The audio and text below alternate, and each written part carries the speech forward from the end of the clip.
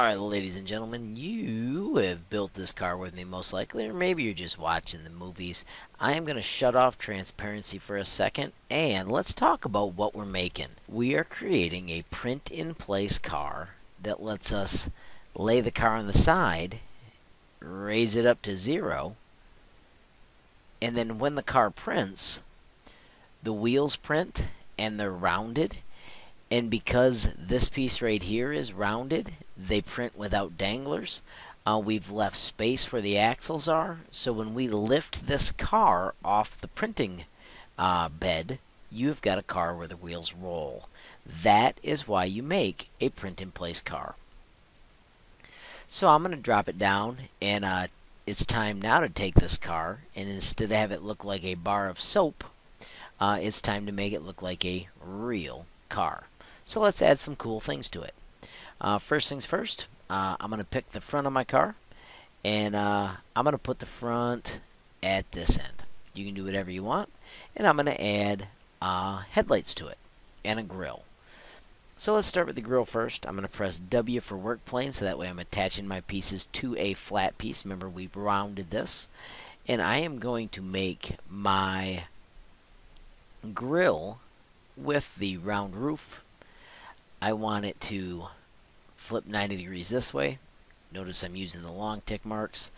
And I think I want it to be a smiling grill, so I'm going to flip it 180 degrees this way. And I am going to indent my grill 2 millimeters. And then I'm just going to use the little handles to adjust it the way that I want it. When I'm happy, and my grill is doing what I think sounds cool to me, I'm going to align it. I want it centered. Need to make it a hole, and I'm going to cut it out by grouping it. The car turns all black because I had a lot of parts selected. I'm going to switch to multicolor, and I'm back to having the red car with the black wheels. I'm going to make my headlights poke out, and because I'm printing up in the air, I want a shape that's rounded on every side. I'm going to make my headlights out of spheres. Keeping that same work plane, I'm going to this time use the awesome Alt-Shift trick, and I'm going to take them down to 6 millimeters. And then I could worry about placing them like a certain depth, but I'm just going to use the arrow keys, and I used the push-in tool to where I am happy. I'm going to do Control D to duplicate, and then use the arrow keys to nudge that little fella across. And I have got a cool smiling car that I can also group. And in a moment, when I choose to print it, those little headlights will be poking out nice and smiley, and it'll be looking awesome. These spheres are awesome because no matter which way I lay the print, these rounded edges allow it to build from a solid piece and come out and make high quality pieces up there. I'm going to make my windshield out of a sphere because it has the same characteristics. It'll be able to grow at a rate that I appreciate on the way up. I'm going to shrink mine down to 5 millimeters wide. And then I'm going to place that in the front of my car, and I'm going to stick it way down in. So it's got a windshield height that I appreciate. I'm going to do Shift Select, and I'm going to align it. Remember, these are just tips. You can come up with so many cool ways to adjust this.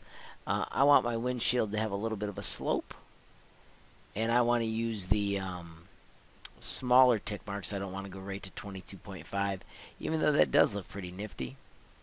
I think I will go with 22.5. But you can see I have quickly added a sweet little windshield, and my car is starting to take shape. I'm going to do the same technique to add the, I want a spoiler in the back. This time I've still got the W in place. I am going to use the paraboloid for what my spoiler attaches to. Make it nice and skinny, move it over with the arrow keys. I am going to choose to make it 8 millimeters high, and I'm going to shrink it so it's much shorter. You could do something crazy and give yourself a center fin like a shark. I'm going to go with consistent measurements, so I'm going to choose 10. I'm going to choose 3, and like I said, 8 high. I'm going to do Control D, and I'm going to move that other one across. And what I'm doing is I'm lining it up with the edge where my car started to slope. See that little bend? So I have got those consistently aligned. And then I'm going to sink it in 1 millimeter so that I'm sure it's attached. That is an important part.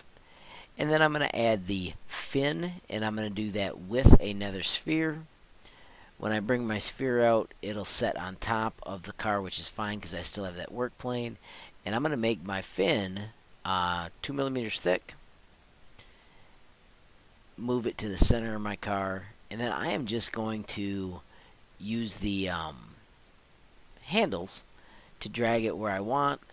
I can't go past the edge of my car, but I do want to go all the way out to the edge of my car, so that way when it's laying down, that fin will start building from the outside edge of the ground, just like the rest of the car will. That way you'll get a higher quality fin.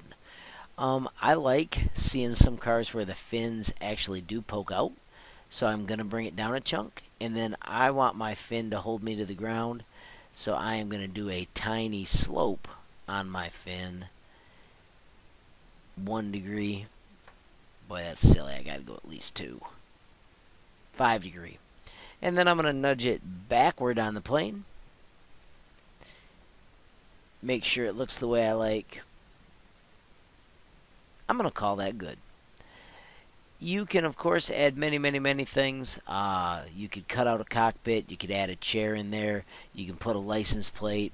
Matter of fact, I am going to add the license plate super quick. Let's add that text. So I did W to get it on that screen.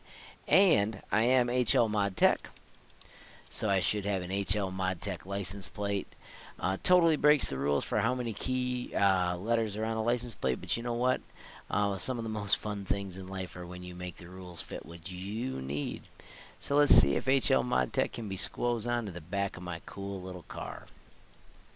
Moving it up with the arrow keys.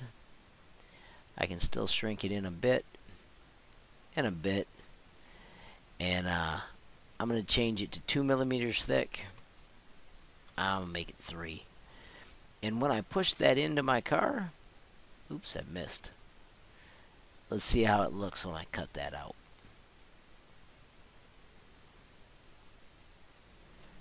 And group. Alright, that works for me. I'm going to press W to switch the work plane back so I can get a better view of it. I am totally pleased, and it is time to do my first test of printing this little nifty print-in-place car. Thanks a lot for following along. If you come up with different versions, please share in the comments and let us know what you made. If you see things I did that you think there's a better way, let me know and I will adjust those as well. Thanks for tinkering. Have fun, and I hope you enjoyed it as much as I enjoyed creating it.